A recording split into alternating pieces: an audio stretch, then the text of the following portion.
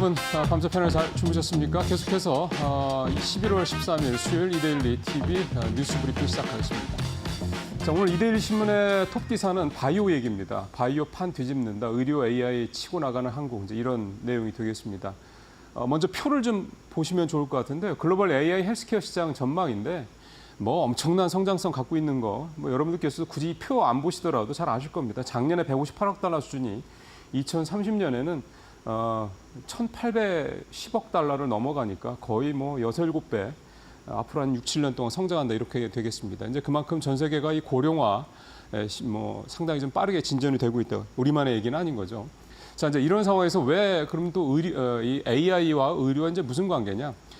올 상반기에 엔비디아가 실적 발표하면서 했던 얘기가 있습니다. 이제 엔비디아가 글로벌 AI 헬스케어 시장에 진출하겠다. 이제 그 얘기였는데 당시에는 워낙에 AI 반도체 가속기 이 얘기가 워낙에 화두였기 때문에 그 당시에는 그러려니 했는데 노벨 화학상에서 이번에 화학상 수상자들의 연구 실적이 결국 AI 단백질 구조 예측 프로그램이었는데요. 그러니까 결국 이제 AI 이 기술이 의료의 시장에 이제 접목이 돼서 실질적인 성과를 내고 있다라는 걸 좀 보여주고 있는 거였거든요. 그러니까 젠슨왕의 예측이 젠슨왕의 어떤 시장 진출 얘기가 상당히 좀 적절했다라는 거죠. 그러다 보니까 이제 상당히 좀 이 시장이 앞으로 커질 것이다. 이제 이 얘기가 되는 건데 이제 AI 그러니까 의료 시장에 AI 기술 접목된다면요. 다음 표를 한번 볼까요? 이게 이제 글로벌 AI 헬스케어 시장에서 국내 바이오 업체들과 AI 단백질 구조 예측 능력 기반을 갖고 있는 이 의료 AI 분야의 이제 경쟁 상황을 보여주는 내용인데 이데일리 신문 기사를 이제 참고하시면 좋을 것 같습니다. 내용은 핵심은 그겁니다. AI 영상 진단 또 AI 신약 개발 등 분야에서 우리나라의 의료 AI 관련 기술 가진 이 바이오 업체들이 미국의 빅테크 기업들과 좀 기술 경쟁을 벌이고 있다. 이제 이런 내용이 핵심 내용이 되는 건데 단순히 그냥 외형적인 상황 보면은 경쟁이 되겠어 싶은 생각이 드는 건데 여기 이제 우리 AI 이 의료 기술을 가진 이 스타트업이라든가 바이오 회사들이 이 기술 잠재력이 굉장히 좀 높게 평가받고 있다라는 게 이제 핵심 내용이 되겠습니다. 그래서 현재는 사이즈도 작고 아직은 매출이라든가 수익성 이런 거는 정말 아직은 그렇게 크게 부각될 만한 수준은 아니지만 결국은 앞서 말씀 것처럼 이렇게 시장이 커가는 상황을 봤을 때 우리나라의 이 AI 의료 관련된 이 바이오 업체들의 향후 성장성이 굉장히 기대가 된다 이 내용이 되는 거고 물론 중요한 거는 이제 수익을 얼마나 낼 수 있는 것이냐 이제 이 부분이 앞으로의 이제 과제다 이렇게 볼 수가 있겠습니다. 자, 두 번째 조선 얘기 좀 해보겠습니다. 자, 트럼프가 우리 이제 윤석열 대통령과의 전화 통화에서 우리 조선업체들에 도움이 필요하다 이렇게 얘기를 한 그 배경이 좀 하나하나 나오고 있는데 크게 보면 이제 두 가지입니다. 첫 번째는 일단은 미국의 조선 쪽이 올해 전 세계 이 선박 발주 물량 1,910척 가운데 단 2척만 미국 조선사들이 수주했다고 합니다. 그러니까 거의 미미한 거죠. 우리와 이제 중국 업체들이 거의 싹쓸이를 하고 있는 그런 상황인데 첫 번째는 그렇고 두 번째는 현재 이제 전 세계 해군력을 이제 평가하는 게 함정수인데 미국의 해군 함정수는 219척인데 중국의 함정수는 234척입니다. 그러니까 중국의 함정이 미군의 함정보다 더 많다 이런 얘기가 되는 거죠. 결국 이게 머릿수 싸움, 그러니까 선박 군함 머릿수 싸움이기 때문에 누가 더 많은 군함을 갖고 있느냐 사실 이게 굉장히 중요한 이 전투력을 가늠하는 지표인데 미국이 좀 중국한테 지고 있다 이런 얘기가 되는 겁니다. 이제 미국 입장에서 봤을 때는 굉장히 자존심 상한다 이런 내용이 좀 되는 거죠.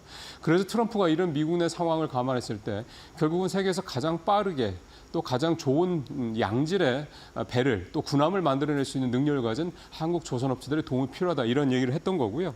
유망 분야는 크게 두 가지로 보입니다. 일단은 미국이 전 세계 가장 많은 셰일 가스 수출 국가이기 때문에 아무래도 이제 초대형 LNG 이 운반선 이건 우리 잘하지 않습니까? 이거가 일단 첫 번째가 되고 두 번째는 이 해군 함정 MRO 사업입니다.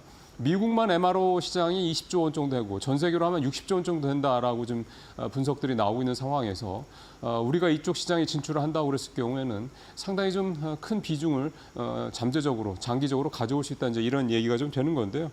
최근에 이제 한화오션이 지난 8월에서 얼마 전에도 미군 해군 함정이 수리 이 수주를 좀 따냈고요. 그다음에 HD 현대중공업도 이 MRO 사업에 참여할 수 있는 그런 입찰 자격을 좀 획득을 했습니다. 근데 중요한 거는 이쪽이 좀 마진이 좀 박하다고 그럽니다. 그 얼마나 이제 마진 수익성을 좀 확보하느냐.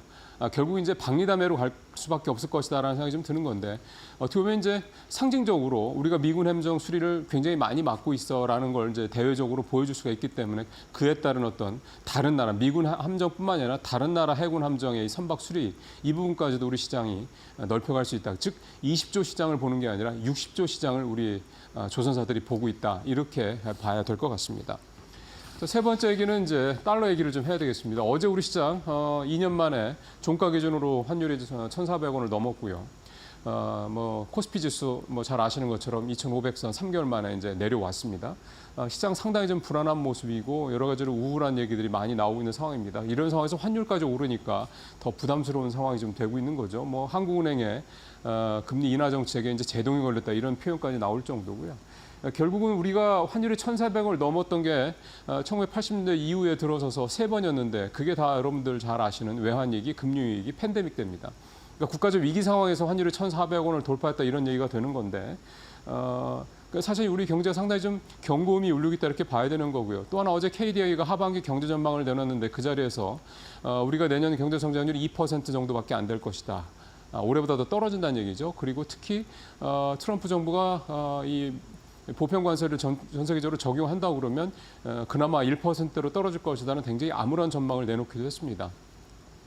자, 이 얘기를 하는 이유는 이쯤 되면 정부는 무지하게 부산하게 바쁘게 움직여야 됩니다. 뭐 긴급 대책회의 등등등, 뭐 대통령 주재, 뭐 경제장관 회의 등등등. 근데 요즘에 이런 회의한다라는 얘기 별로 잘 안 들립니다. 한국은행도 마찬가지고요. 이게 이제 뭘 의미하는 걸까요? 우리 정부가 이 1,400원을 바라보는 시각이 바뀌어가고 있는 시그널이다라는 해석이 좀 나오고 있습니다. 그러니까 이제 1,400원을 받아들이고 1,400원이 새로운 어떤 기준, 즉 뉴노멀이 되고 있다라고 좀 시장에서 보고 있는 거죠. 얼마 전에 최상목 경제부총리가 과거의 1,400원과 지금의 1,400원은 다르다 이런 얘기도 하기도 했습니다. 그러니까 우리의 경제의 펀더멘털이 그만큼 예전과는 다르다. 뭐 자신감의 표현일 수도 있긴 한데 지금 정부가 내놓고 있는 대책들을 보면 정말 자신감인 건지 아니면 아니한 건지 아직은 잘 모르겠습니다. 어쨌든 환율이 1,400원을 넘어선다라는 부분에 대해서 이제는 이 1,400원이라는 숫자가 우리한테는 상당히 좀 친숙한 낯익은 숫자가 돼 갈 것만은 분명하다 이렇게 좀 생각을 해볼 수가 있겠습니다. 자, 이제 마지막으로 이제 방산조선 얘기 좀 짧게 해보겠습니다. 외국인이 이제 계속해서 이제 코스피 팔고 있죠. 외국인이 코스피에서 주로 팔고 있는 거는 삼성그룹주들입니다. 상위 5개 순매도 종목을 살펴보면 삼성그룹주가 삼성전자, 삼성 SDI를 비롯해서 이제 오른쪽입니다. 삼성그룹이 3개나 되고요. 그다음에 현대차의 KB금융이 들어있고. 반면에 외국인들이 사는 종목들을 보면 SK하이닉스, 네이버, 삼성중공업, 하나에어로스페이스, 한화시스템. 그러니까 조선 방산주들이 3개나 좀 들어있는 게 눈에 띄죠. SK하이닉스 실적이 계속 뒷받침되고 있기 때문에 가고 있는 거고.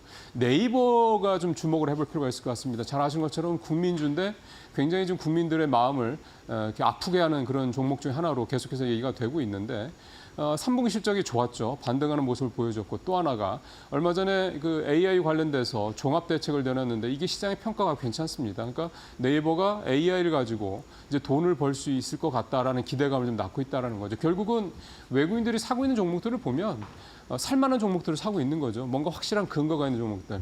우리는 이제 저가 평가돼 있으니 이제 저가 매수를 한다 이런 개념이라면 외국인들이 사는 종목은 살만하니까 산다 이렇게 좀 대비가 된다고 볼 수가 있겠습니다. 결과는 아직 모르겠습니다만 어쨌든 현재 이런 외국인들의 모습을 좀 잘 참고하실 필요가 있지 않겠냐 생각이 좀 듭니다. 뉴스브리핑 마치겠습니다.